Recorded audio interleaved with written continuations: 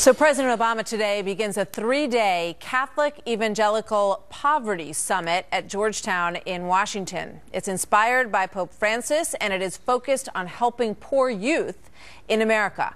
The most recent numbers from 2013 show 45.3 million Americans live under the poverty line. Record high numbers are on food stamps, as we know. Joined now by Mark Hanna, who worked as an aide on John Kerry's 2004 presidential campaign and President Obama's 2008 campaign.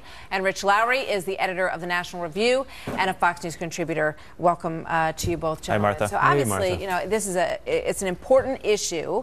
They're getting kudos for the fact that they've brought together Republicans and Democrats. Just as one example, Cory Booker is there, Tim Scott is there from South Carolina and from New Jersey. But, you know, my question is, we've been working on this war on poverty since LBJ.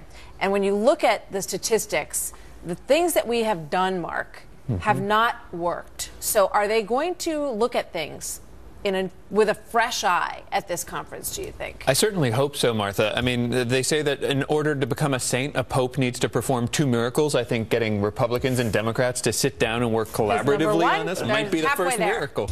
But no, I mean, Democrats and Republicans both have tried to tackle this problem and have done it in a very kind of wrong-headed way. Democrats have tried redistribution policies, which haven't worked. Republicans have tried just continually deregulating, which hasn't worked either. I think that poverty is an intractable, a cultural problem as well as an economic problem.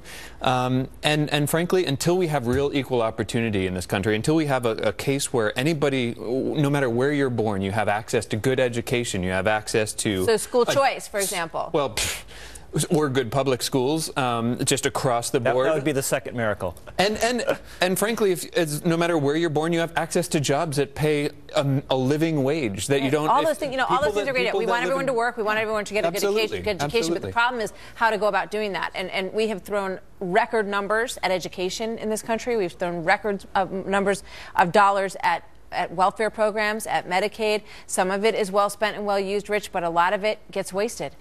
Yes. Well, look. If you look at these programs, they have alleviated material want, and that is an important thing. But have they created in people the skills and the discipline and the qualities they need to get ahead? No, and they probably undermine them. You look since the mid-1960s, the proportion of working-age men who are actually working has steadily declined.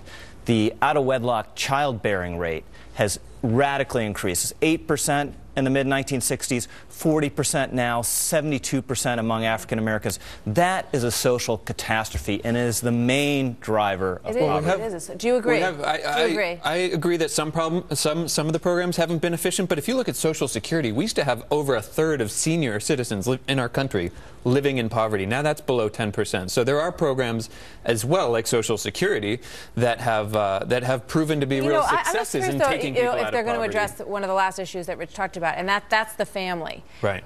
Because when you go back to the pre-Lyndon Johnson period, the family was more intact than it is now. And that, many people think, is one of the big drivers for what has happened in, you know, you look at crime, you look at Baltimore, you look at the situations that we've seen across this country.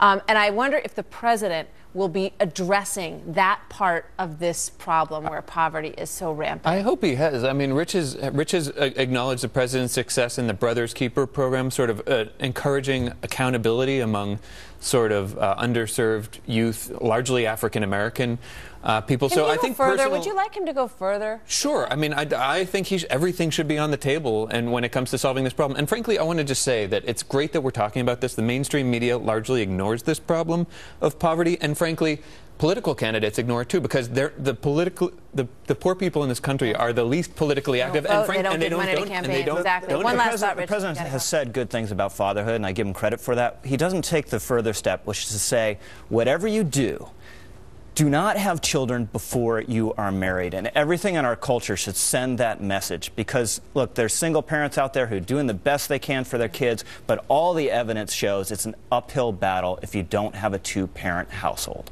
Thank you, guys. Good to see you both. Let's see what comes out of this. 3 days in Georgetown, and we'll be watching. Bill?